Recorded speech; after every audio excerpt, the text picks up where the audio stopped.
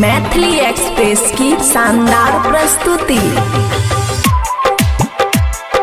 DJ गुट Madhubani, DJ गुट मधुबनी। कवना दिशा में महली रहेले, कवना दिशा में महली रहेले।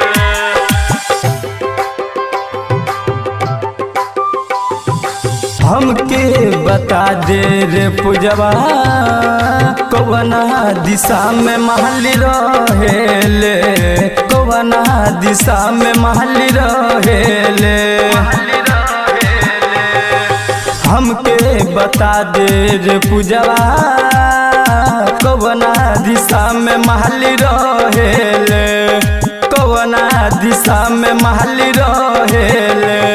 ई पागल दीवाना रोज देहिया निहारे, दुखवा के दौरती सहेले। हमके बता दे रे पूजवा,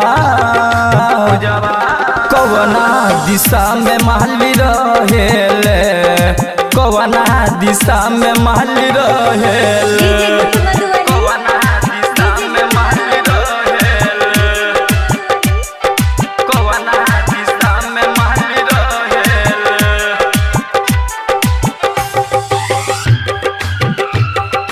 खुशी रिकॉर्डिंग स्टूडियो बलुआहा।